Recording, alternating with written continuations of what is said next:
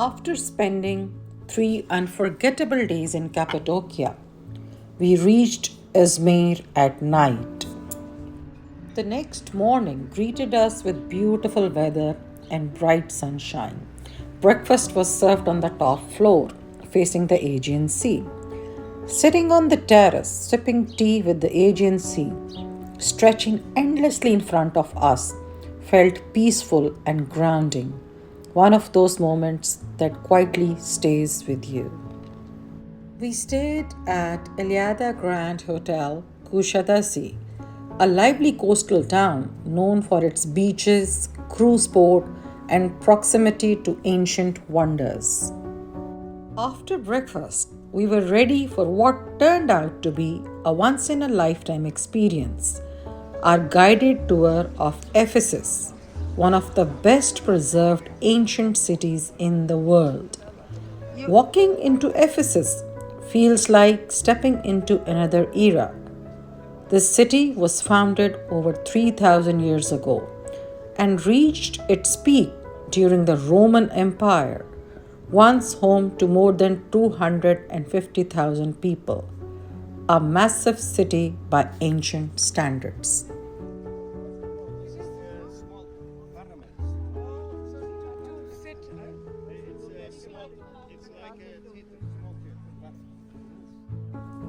This was not just a city, it was a center of trade, culture, religion, and knowledge. Along the main streets, the ruins of several temples remind us of Ephesus' deep spiritual roots, including temples dedicated to Roman emperors and Greek gods. While nearby once stood the legendary Temple of Artemis, one of the 7 wonders of the ancient world, now reduced to fragments but still powerful in presence.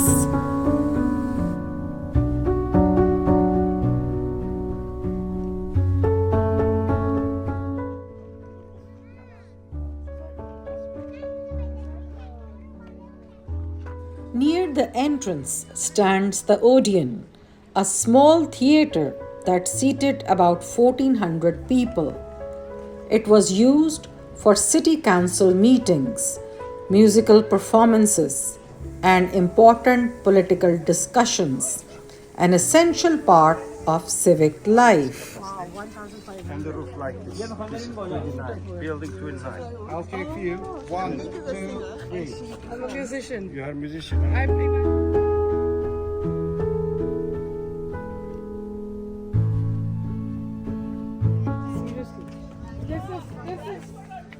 Let's stand here. किसी को बोल दे. My God, this is too good. I'm going to do selfie, so you guys go. Go. Unbelievable. Quickly, line up.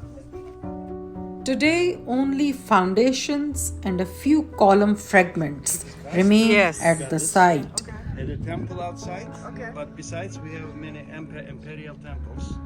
Julius Caesar, near the pine tree, the teeth, that's for Augustus, this one, 25. This is 33. This one, 33.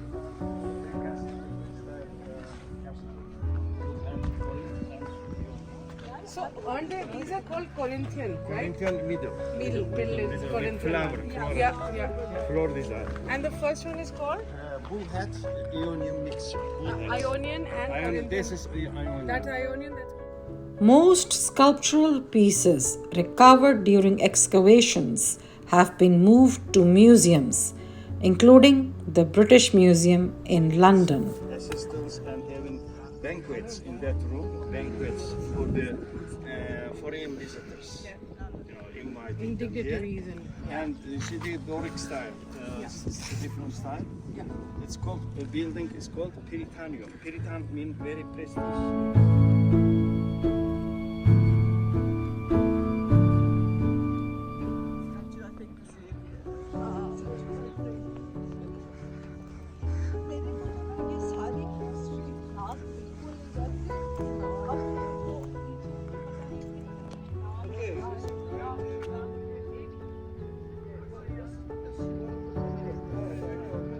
my God. So you can have good pictures there. I show you the buildings.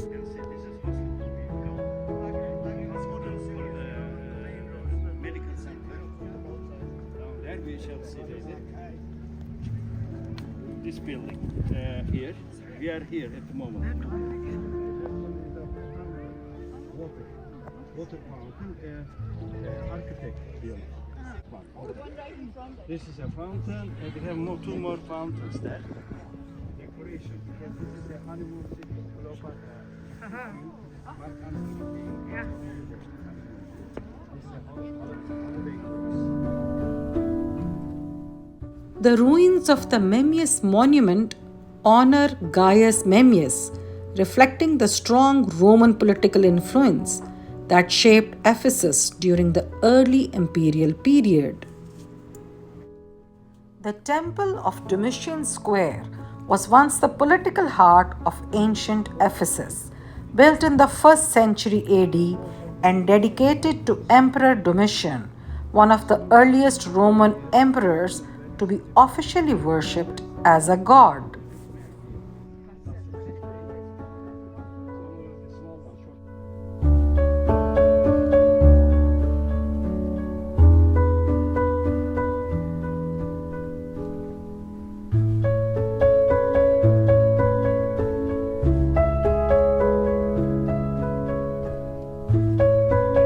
Walking along the marble-paved streets, I could almost imagine the sounds of ancient life, merchants calling out, people gathering in marketplaces, and daily life unfolding all around.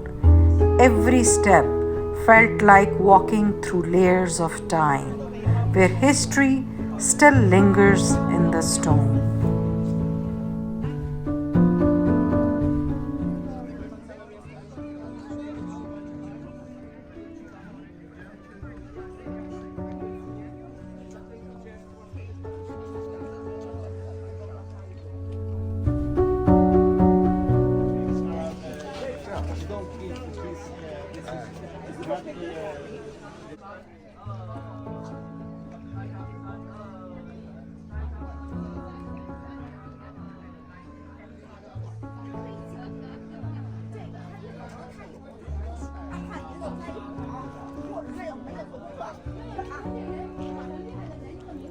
Walking through Ephesus felt like stepping into another era. Thousands of years of history, preserved in marble streets, Roman theatres, ancient temples, and powerful stories.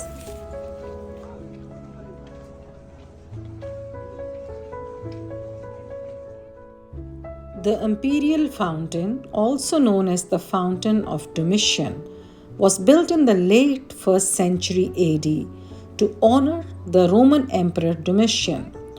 Once adorned with statues of the emperor and gods, it supplied fresh water to the city while symbolizing imperial power and Rome's presence in everyday life. Though only parts of it remain today, the fountain reflects the sophistication and grandeur of Ephesus' urban design. The terrace houses of Ephesus were luxurious Roman residences built between the 1st century BC and 3rd century AD, home to the city's wealthiest citizens. Decorated with detailed mosaics, frescoed walls, and equipped with advanced heating and plumbing systems, these homes reveal how sophisticated urban life was in ancient Ephesus. Walking through them offers an intimate glimpse into daily life behind the grandeur of temples and theatres.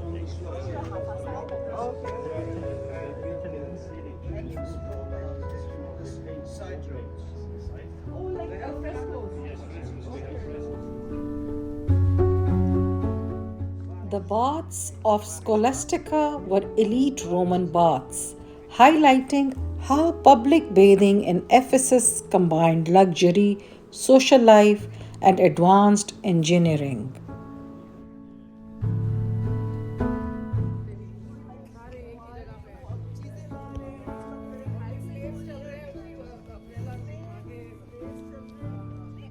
The Temple of Hadrian, built in the 2nd century AD, is one of the most elegant and symbolic structures in Ephesus. What immediately draws attention is the carved head of Medusa placed beneath the arch of the temple. In ancient times, Medusa was believed to have protective powers, and her image was often used to ward off evil and bring safety to sacred spaces. The richly decorated reliefs on the temple walls depict scenes from Ephesus' legendary foundations, blending mythology with history. This temple was not only a place of worship, but also a statement of Roman artistic mastery. Nearby were the public latrines, where men gathered to relieve themselves in a communal setting.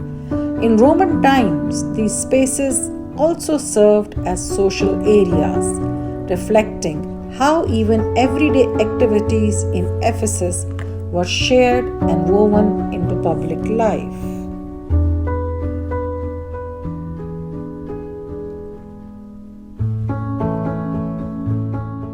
And this is Greek transcription. These were like notices.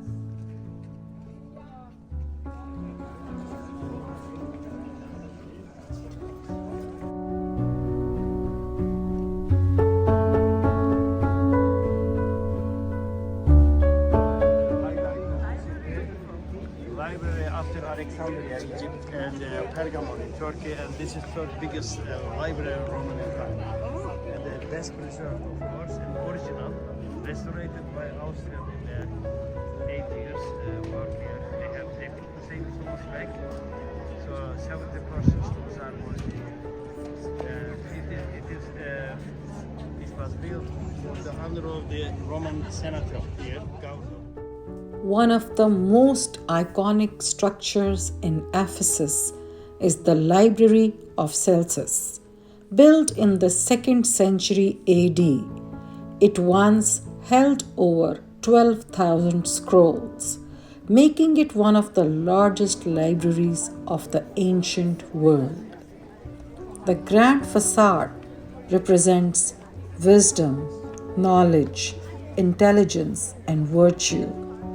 Standing here, you realize this wasn't just a building, it was a statement about the value of learning and progress.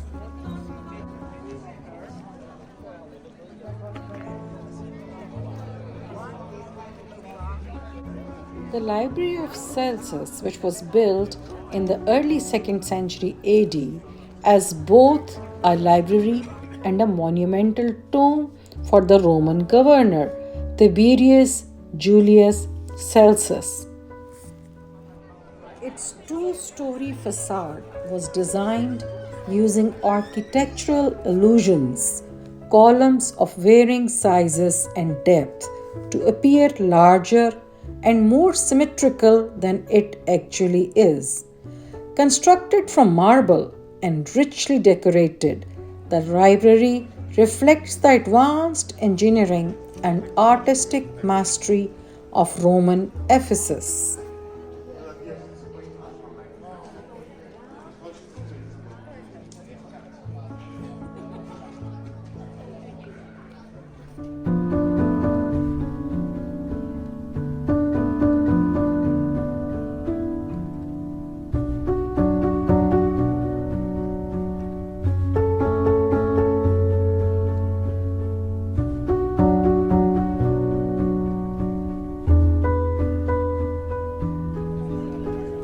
Walking through the agora, the bustling heart of Ephesus, where merchants traded, citizens gathered, and ideas were exchanged, you can almost hear the city alive with conversation and commerce.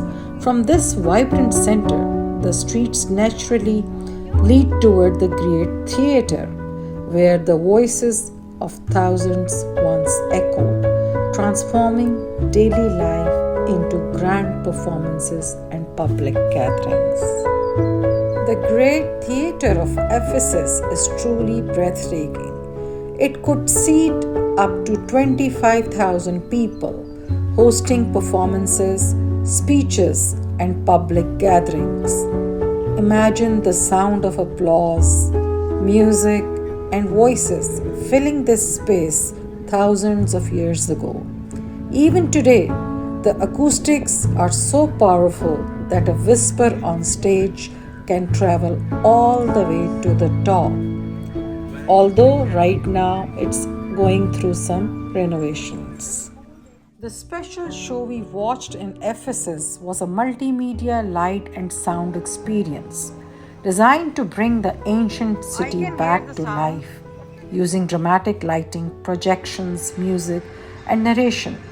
The show tells the complete story of Ephesus, from its mythological foundations to its rise as a powerful Greek and Roman city.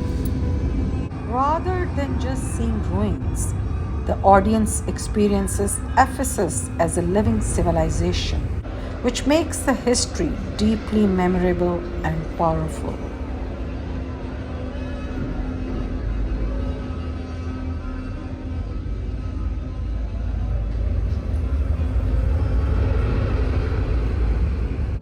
As our journey through Ephesus came to an end, we carried with us not just memories, but a deep sense of awe of having walked through thousands of years of history in a single day.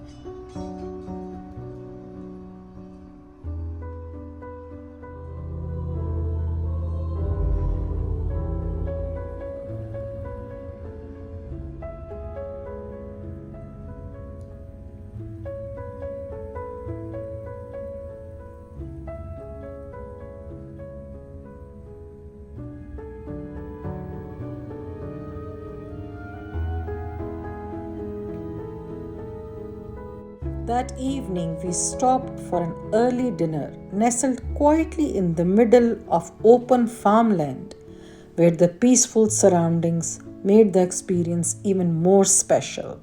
The food there felt truly exceptional, simple, fresh, and somehow more flavorful than anywhere else.